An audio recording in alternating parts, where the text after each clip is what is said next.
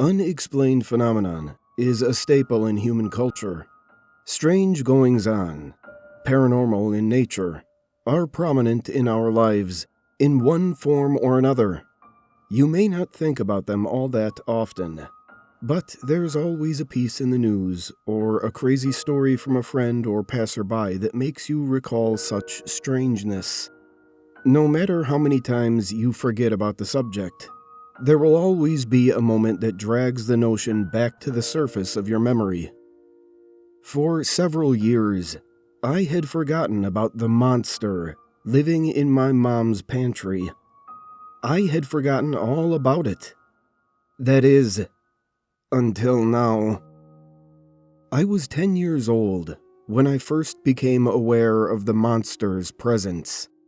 It was a normal evening at home. My mother and I awaited my father's arrival, and I helped her out with dinner preparations. I look back on these memories fondly. I loved cooking with my mom, and was overjoyed whenever my father came home from work. I had what some would consider a picture-perfect childhood, save for one peculiarity. The thing that resided in the pantry would audibly reveal itself that very night.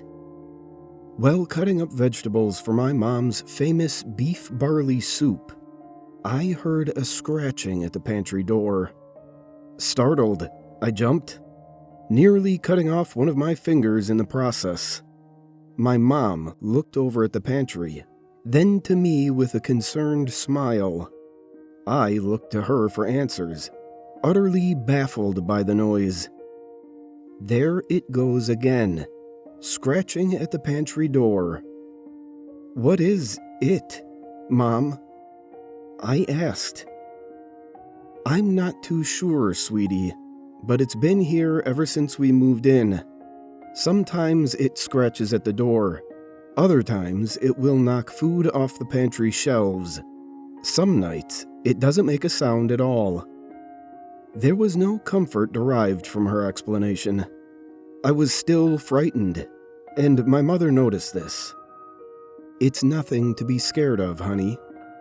Is it something bad?" I asked. "No, of course not." Just then, the scratching recommenced. I jumped a second time. My mother then walked over to the pantry door. "Here, look." She opened it up as the scratching continued.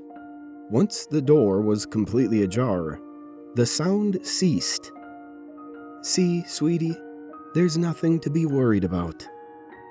Despite my mother's comforting words, my 10-year-old heart couldn't help but race with fear. In the coming years, I continued to help her cook, but I never once set foot back in that pantry, convinced that the thing living in there was a monster, out to get me. This fear was kept alive by the scratching that would interrupt otherwise happy moments. I ignored it the best I could, but sometimes I would have to leave the kitchen. Eventually, the sounds stopped altogether.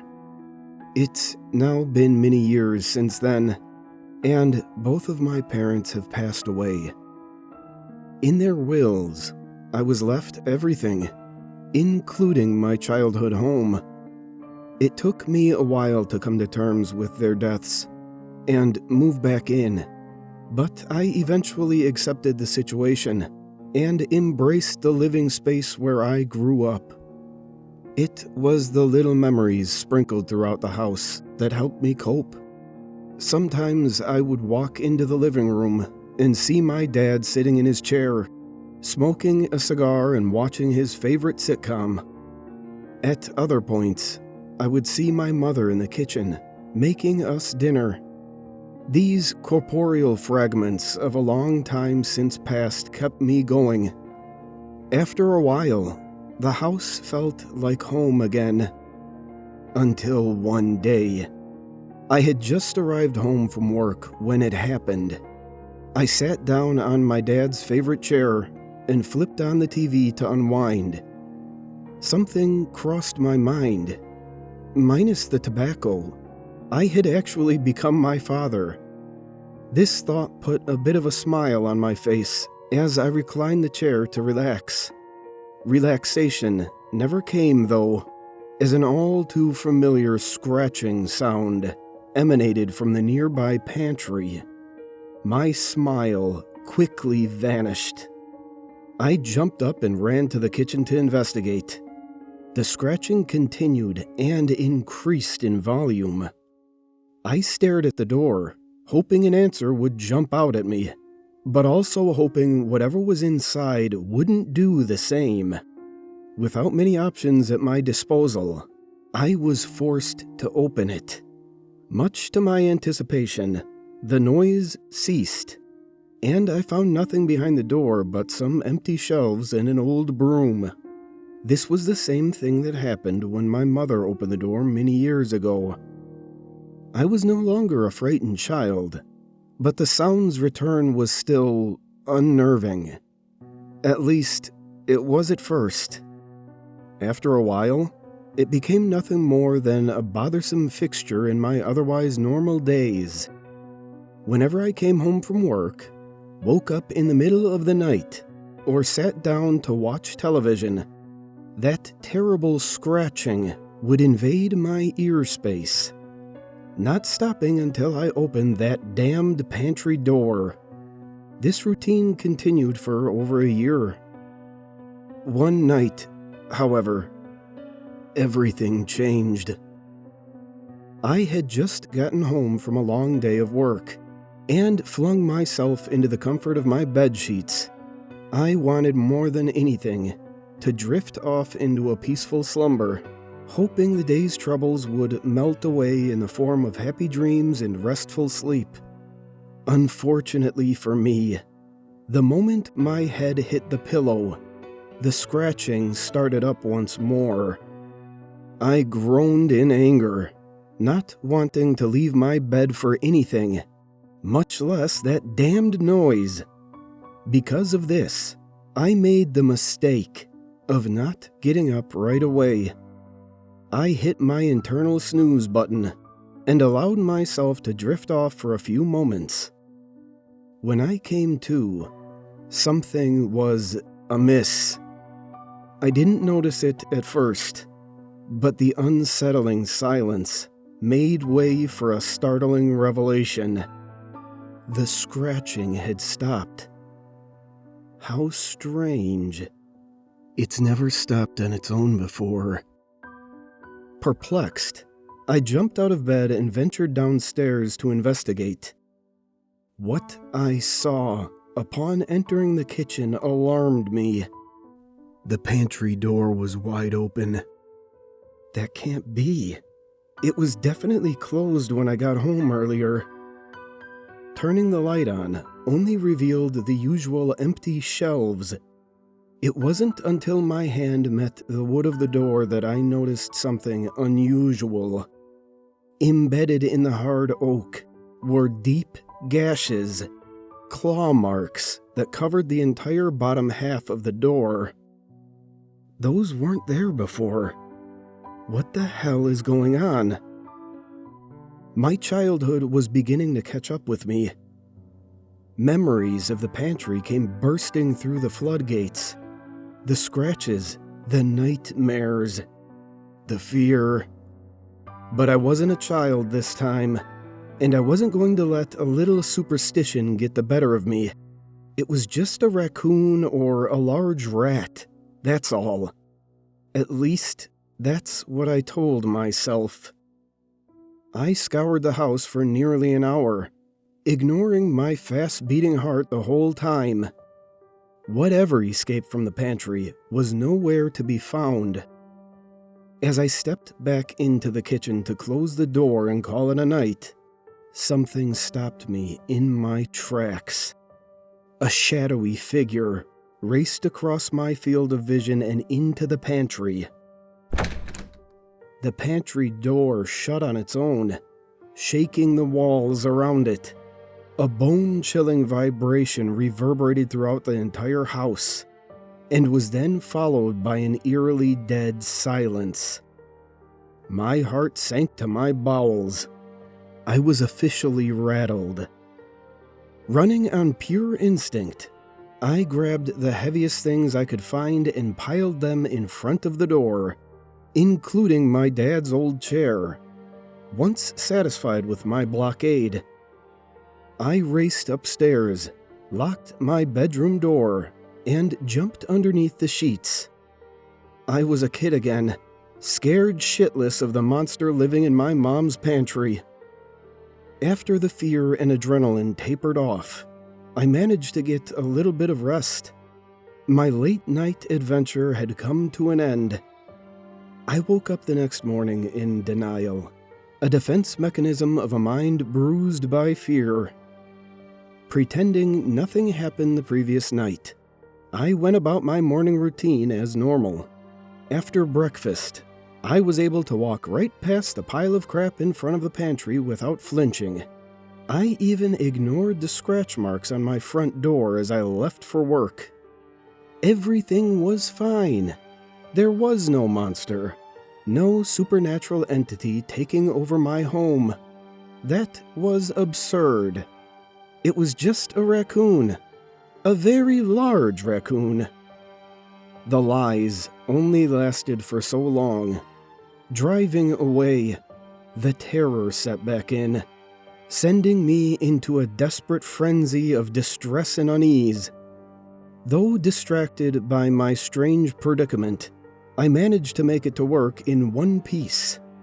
Work brought me no solace. All I could think about was what awaited me at home. I was on edge, and my boss noticed this. He asked if I needed to leave early and get some rest. I practically shouted the word no at him, begging him to let me stay. I wanted to be away from that house for as long as I could. Though confused by my unorthodox behavior, my boss obliged. I might have been able to stay at work, but I had to clock out eventually. The day went by far too quickly, and before I knew it, I was back home, sitting in my driveway, dreading the thought of opening the front door. Because of this, I sat in my car for a while, attempting to come up with a plan of action. What do I do? Who can I tell? Where will I stay? The questions swirled in my tired mind until I shut my eyes and took a deep breath to relax. The weariness caught up with me in this moment, causing me to drift off into a stress-induced coma of sorts. I woke up a few hours later to the terrifying sight of scratch marks on my driver's side window. That was the last straw. That's it! I proclaimed out loud. I wasn't going to let this thing control my life. And I certainly wasn't going to let it drive me out of my own home. This is where I grew up, where I spent my childhood with my mother and father. They were still with me, the recollections scattered throughout the house, reminding me of who they were and the impact they've had on my life. No amount of scratching was going to tear through the memories I had of them. Fed up, I got out of my car, walked up to the house, and swung the front door open. I was greeted with the sound of scratching, but this time it was louder than it had ever been before. As I stormed over to the kitchen, the noise morphed into a thunderous banging at the pantry door, causing the stuff I piled in front of it to move a bit. Whatever was inside really wanted to get out this time. Adrenaline coursed through my veins. My flight or fight response was begging me to run, but it was too late. I had already made up my mind. I was going to face this thing head on and get to the bottom of the mystery. This was my home, after all. It belonged to me and my family, not whatever this thing was. In removing the stack of furniture, the banging continued and grew louder. The kitchen cabinets around me swung open. Various pots and pans fell off the shelves. An earthquake of supernatural proportions filled my home. But I didn't allow it to rattle me. I knew what I had to do. After a moment of mental preparation, I opened the pantry door. There, sitting behind the door, was a dog. It sat there and looked up at me in confusion. I did the same to it. After giving me a once-over, it walked over to me and nuzzled up against my leg. I instinctively reached down and pet it, as I would any dog. But this wasn't any dog. After a few minutes of getting to know each other, it walked back into the pantry and vanished before my very eyes. It was a ghost. My fear completely dissipated after that day. I now come home to the sound of scratching and smile. I no longer open the pantry door in fear, but instead to let my new friend out. He walks around the house, exploring, just like a normal dog would. He even sits down and watches TV with me from time to time. He is a bit shy, though, vanishing whenever I have company over. Still, he is a good dog. A very good dog.